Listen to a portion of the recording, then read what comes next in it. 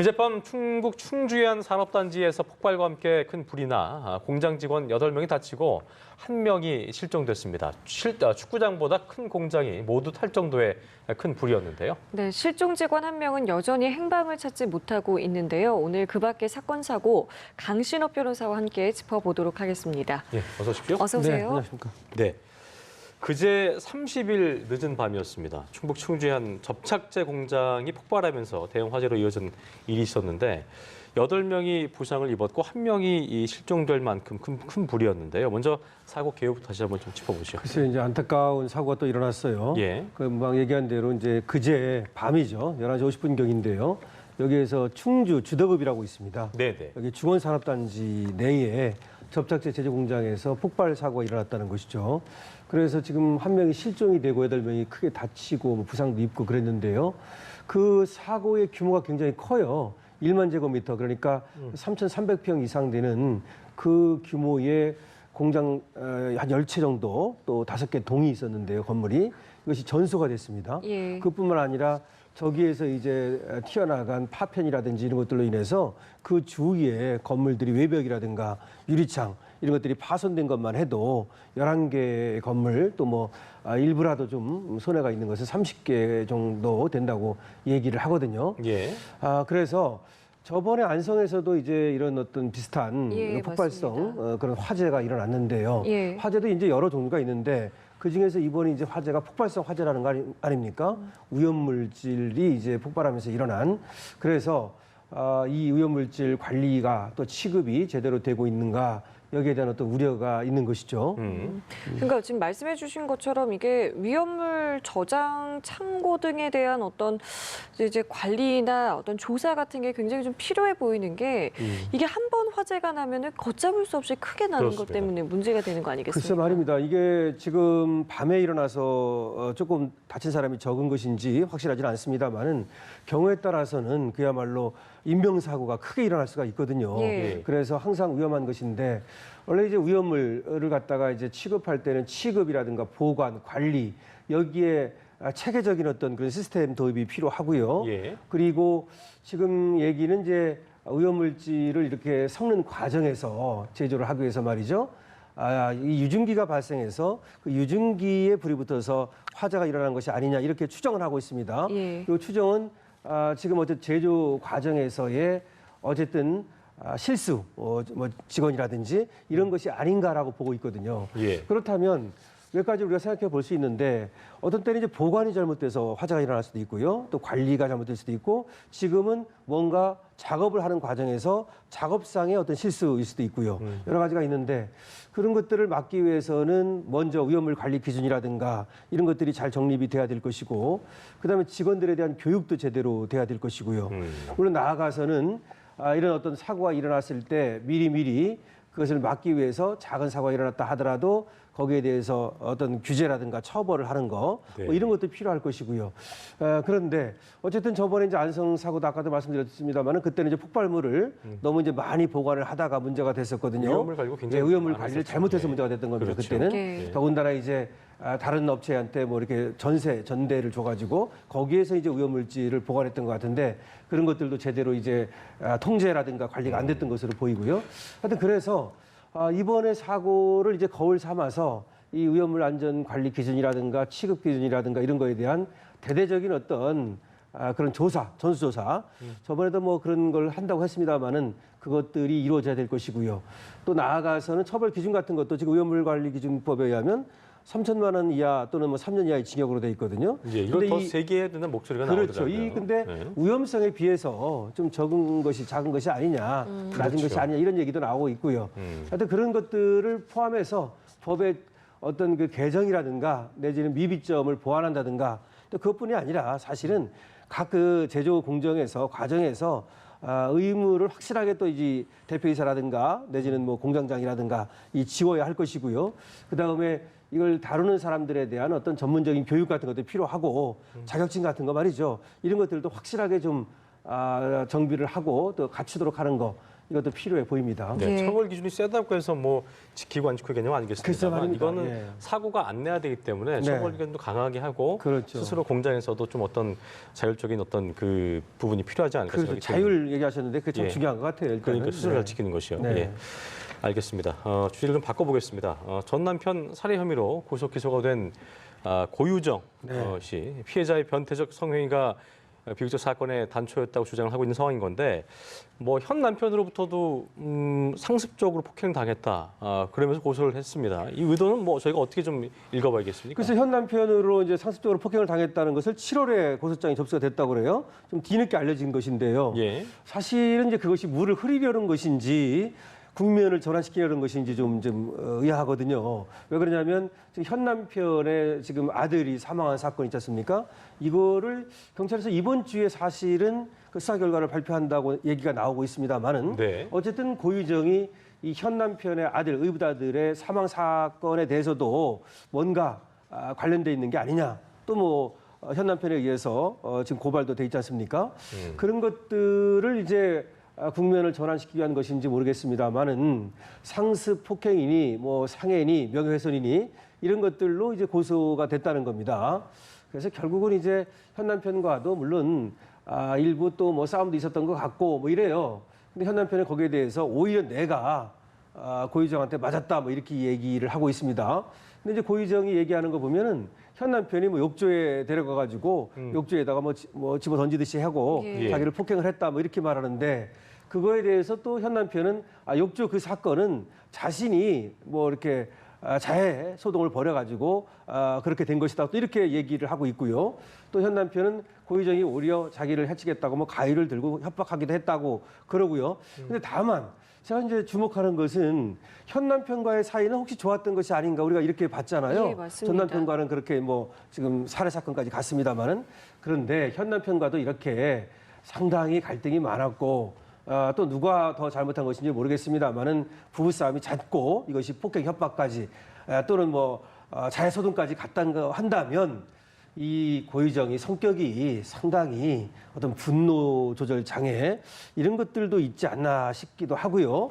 그 다음에 어떤 사람들과의 갈등을 많이 일으키는 그러니까 밖에 나가가지고 모르는 사람들한테는 굉장히 공손해 보이고 그럴지 모르지만 예. 그렇게 얘기하고 있지 않습니까? 많은 사람들이 또 그런지 몰랐다고. 그렇죠. 근데 자기와 가까운 사람들에 대해서는 조금만 이것이 이제 자기에 대해서 틀어지게 되면. 틀어졌을 예. 때 이걸 틀어졌을 때 어떤 분노 조절을 하지 못하고 어떤 충동적인 어떤 공격 성향으로 나타나는 것이 아닌지 뭐 이런 생각도 좀 들고 그래서 이런 것들도 결국은 이번에 이제 계속 살해 사건이라든가 또는 고의정에 의해서 혹시 이 의붓아들이 사망한 것이 아닌가 이런 사건에 있어서도 이것도 하나의 참작이 되지 않을까 오히려 이런 생각이 좀 들고 합니다. 예, 그러니까 일종의 재판 전략이라고도 볼 수 있는 상황인 것 같은데 일단 내일 두 번째 재판이 열리잖아요.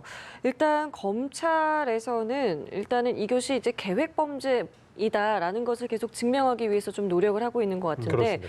내일 재판에서는 좀 어떤 부분이 좀 쟁점이 될 네, 거라고 지난 보시는지. 12일에 이제 1차 공판이 열렸고요. 예. 이번에 2차 공판이 열리는 것인데요.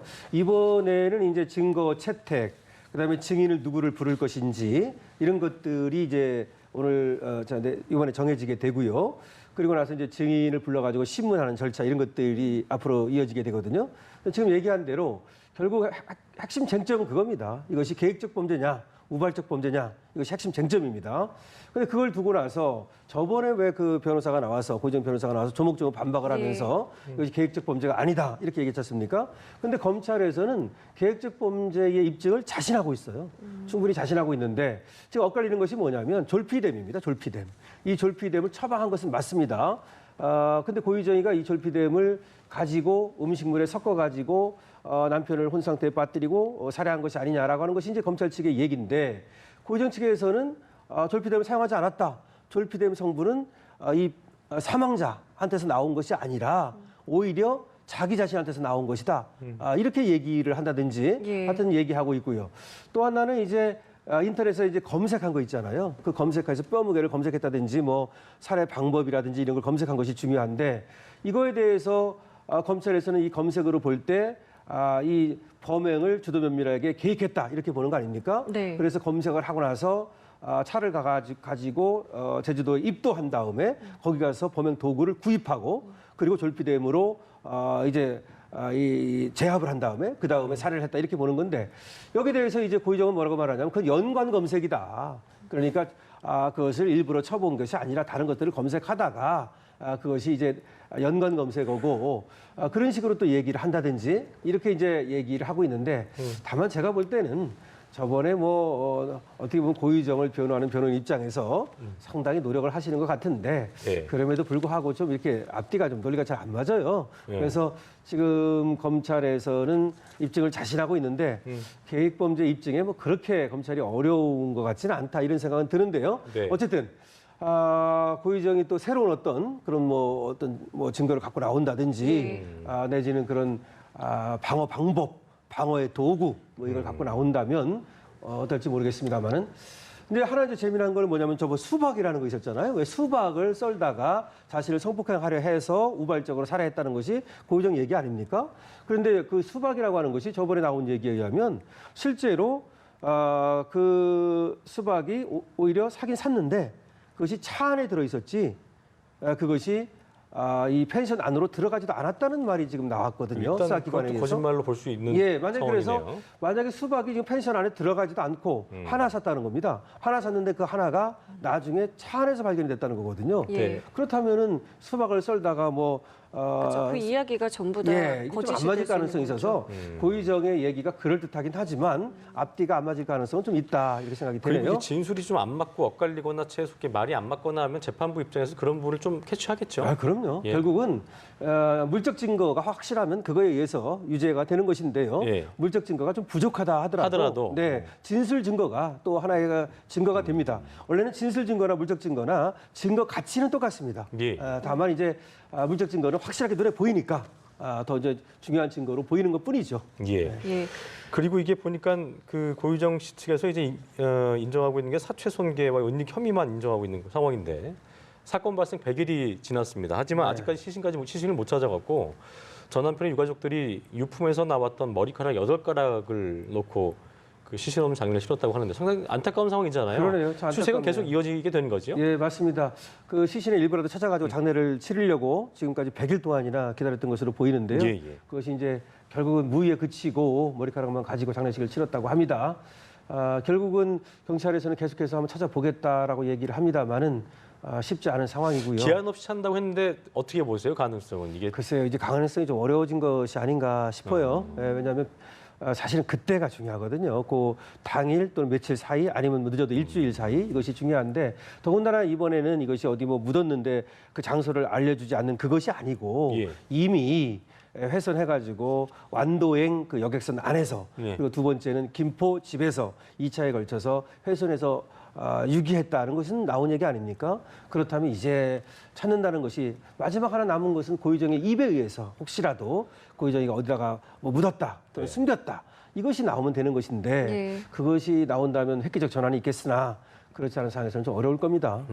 내일 2차 공판이잖아요. 네네. 여기에도 고유정은 반드시 출석을 해야 되는 거죠. 당연하죠. 예, 공판일이기 때문에 나옵니다. 예. 네. 그 사실은 지난번 1차 공판 때 이제 머리채를 이제 끌어 네. 잡아당긴 것 때문에 이 어떤 호송 교도관의 책임에 대한 이야기도 있었는데 내일은 좀 그 부분을 좀 강화한다 이런 예, 보도가 강화한다고 있던데 그러네요. 그리고 강화해야 될 겁니다. 왜냐하면 네네. 저번에는 머리채였기에 다행이지 혹시라도 또 우회를 가하면 안 되지 않습니까? 그렇기 때문에 호송 책임자가 또 조금 어떻게 보면 그때 좀 방심했지 않냐 이런 얘기도 나오는데요. 그래서 호송 인력을 늘리고 경찰한테도 협조를 해서 거기 주위에 다른 사람들이 다가오지 못하도록 이런 원천 봉쇄를 할 것으로 보여져요. 물론 저번에는 이제 그만큼 시민들의 분노가 강하다는 것인데 네. 그것도 뭐 시민들이 또 분노를 표출하는 것은 한편으로 이해할 수 있습니다만은 어쨌든 이것이 사법에 또 재판에 방해가 된다면 안 되는 네네. 일 아니겠습니까? 예. 그래서 어떤 경찰 협조를 얻어서 호송 인력을 늘려서 보호를 한다고 합니다. 예, 눈여겨서 내일 2차 공판 좀 지켜봐야겠고요. 마지막 주제면 짧게 좀 네. 짚어보겠습니다. 투견으로 많이 키우는 개죠. 이 핏불 테리어가 남의 집안까지 침입을 해서 70대 여성을 공격하는 일이 있었는데 피해자가 상당히 큰 부상을 입은 것 같더라고요. 이게 글쎄 주변에 말입니다.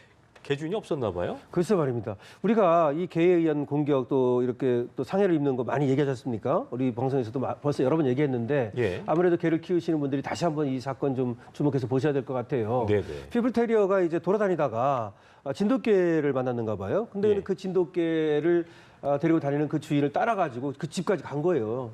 진돗개를 공격하면서 말이죠. 그랬는데 그 집에 거실에 78세 잡수신 그 노인분이 계셨거든요. 근데 거기를 이제 공격한 거거든요. 근데 다행히 다리 쪽, 정강이 쪽, 종아리 쪽 여기 2cm, 4cm 정도 이렇게 물렸는데 크게 찍힌 거 그나마 아니에요? 다행입니다. 왜냐하면 네. 다른 데를 물렸더라면 또 괜히 큰일 날 뻔했는데 예. 이 피플테리어가 알다시피 저것이 사실은 투견으로 이제 나중에 길러졌는데 그 전에는 투견은 아니었고 굉장히 충성심이 강하고 담대하고 대담한 그런 아주 맹견으로 알려져 있죠. 맹견인데요. 예, 예. 근데 지금은 세계에서 가장 위험한 개다 이렇게 알려져 있을 정도로 예. 진돗개를 뭐 물고 그러니까 상당히 뭐 위험한 개입니다. 예. 근데 저게 사실은 나중에 알고 보니까 기르는 사람이 있었는데 아마 목줄을 스스로 끊고 나왔다는 얘기도 있고 예. 그러니까 뭐 유기견은 아니고요. 그렇게 됐는데 어쨌든 관리가 좀 소홀했던 것 같아요.